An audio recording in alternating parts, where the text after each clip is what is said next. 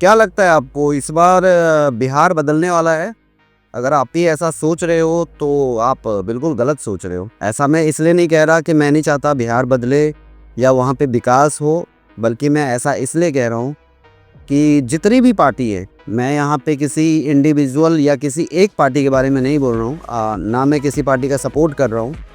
But जितनी भी party है उनका मकसद सिर्फ चुनाव लड़ना है और अपनी सत्ता बरकरार रखना है। उनका मकसद कभी भी ये नहीं रहता है कि उनको विकास करना है या उनको बिहार के लिए सोचना है।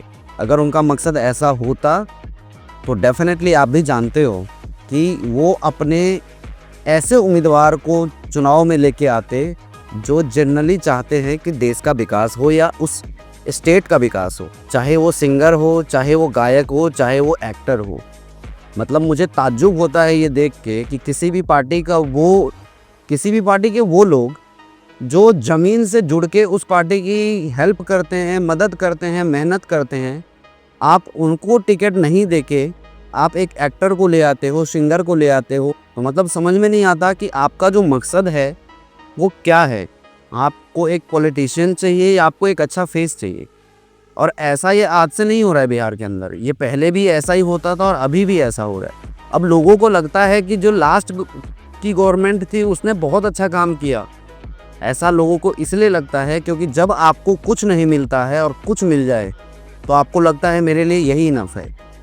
आप अगर बिहार को कंपेयर करो, गुजरात से करो, दिल्ली से करो, यूपी से करो, फिर आपको पता चलेगा कि बिहार में डेवलपमेंट की कितनी ज़्यादा कमी है। जब आप बाहर जाके देखोगे तो आपको ये पता चलेगा कि वहाँ पे शिक्षा की कितनी बात होती है, वहाँ पे जॉब्स कितने ज़्यादा हैं, वहाँ पे इंडस्ट्री कितनी ज़्यादा है, वो वहाँ पे आईटी हब कितने हैं, वहाँ पे कितनी कंपनियाँ हैं। बट बिहार में इन चीज़ों पे कोई बात नहीं करता। और जब कोई बात करना भी चाहता है तो उस पार्टी को या तो दबा दिया जाता है या ये बोला जाता है कि ये पार्टी सिर्फ वोट काटने के लिए आई है। अगर वहाँ की जनता खुद में समझदार ना हो तो बिहार का कुछ नहीं हो सकता। मैं आपको एक चीज़ हमेशा बोलूँगा, कभी भी आप किसी को भी वोट दें तो आप एक इंसान को वोट दें, ना कि उस पार्टी को वोट दें।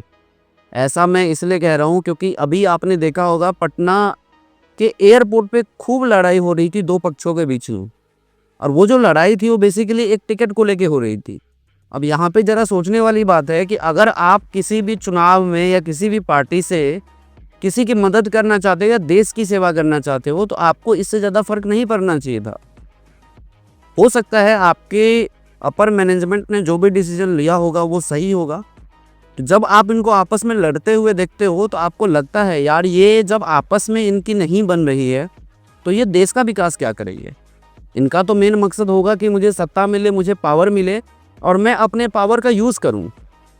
मतलब एक ऐसा आदमी जिसके ऊपर 50 से 60 केस चल रहा हो, उसका बेटा अपराधी हो और उसको आप टिकट दे देते हो, उसको आप सीट दे देते हो जीतने के लिए। तब आप सोच सकते हो कि आपकी मानसिकता कैसी है या आपकी पार्टी की मानसिकता कैसी है। और अगर आप एज अ जनता अगर आप उस पार्टी को सपोर्ट करते हो तो फिर आप जो आज तक झेलते आए हो आपको वही फिर से झेलना पड़ेगा। फिर आपका बिहार कभी भी बदलने वाला नहीं है, क्योंकि ये चीज़ें आप पहले भी झेल चुके हो, गुंडों को हेल्प करके, माफियाओं को हेल्प करके, और आप अभी भी वही कर रहे हो। कुछ चंद पैसों के लिए डेफिनेटली मैं ये नहीं चाहूँगा कि आप अपना वोट बेचना, बट जिसको भी सपोर्ट करना वो एक अच्छा इंसान होना चाहिए, चाहे वो किसी भी पार्टी से हो।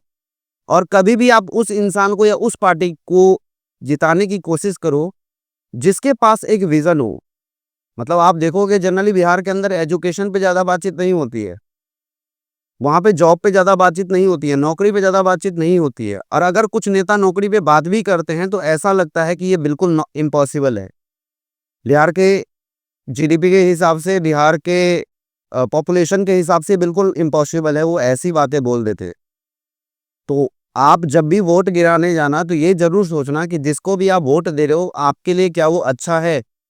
क्योंकि बिहार के अंदर हमेशा से 2 चीज़ें चलती हैं, वो कास्ट पे सबसे ज़्यादा वोट करते हैं कि अगर कोई यादव है तो यादव को वोट दो, अगर कोई मुस्लिम है तो मुस्लिम को वोट दो। जब तक आपकी ये मानसिकता चेंज नहीं होगी, आपका स्टेट कभी भी विकास नहीं कर सकता और आप कभी भी दूसरे स्टेट से कंपेयर नहीं कर सकते। तो मैं डेफ़िनेटली चाहूँगा कि ये जो मेरा वीडियो बनाने का मकसद था, वो ये था लोगों को जागरूक करना ना कि किसी पार्टी को या किसी इंडिविजुअल को टारगेट करना। और अगर आपने इस वीडियो को देखा है और आपको कुछ समझ आया हो तो डेफिनेटली आप वही करना जो आपको सही लगता है। बाकी अच्छी लगी हो तो इस वीडियो को जरूर शेयर करना।